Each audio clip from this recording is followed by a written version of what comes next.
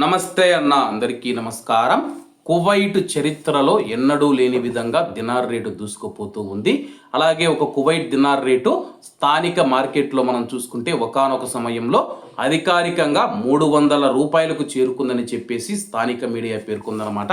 అలాగే మామూలుగా money exchange కంపెనీలలో మనం చూసుకుంటే 298 రూపాయలు, అలాగే 297 రూపాయలు, 297 రూపాయల 50 పైసలు ఒక దినారుగా అయితే ఉందన్నమాట.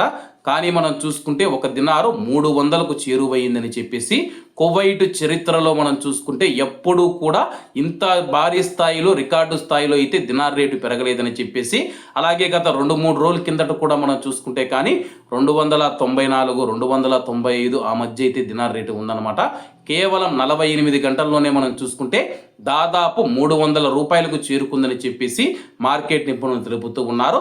అలాగే కువైట్లో ఉన్న మన భారతీయులు ఎవరైతే ఉన్నారో మీకు ఏదైనా జీతాలు వచ్చి ఉంటే కానీ దినార్ రేటు భారీగా పెరిగింది కాబట్టి మీరు ఇంటికి పంపించుకుంటే ఒక 10 రూపాయలు ఎక్కువగా అయితే వెళుతూ ఉందన్నమాట.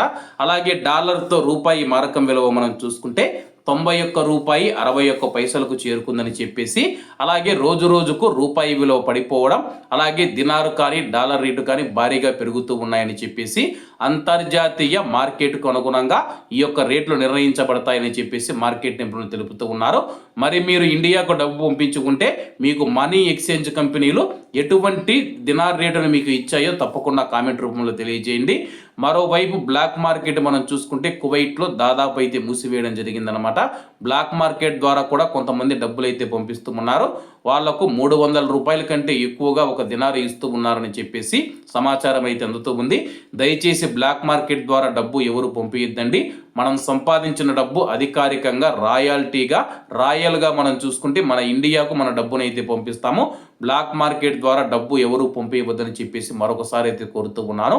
ఏదైనా మనం సంపాదించిన డబ్బు అధికారికంగా కువైట్ నుంచి ఇండియాకు చేరుకుంటే మనం రాయల్గా ఖర్చు పెట్టుకునేదానికి కూడా అవకాశం ఉంటుందన్న.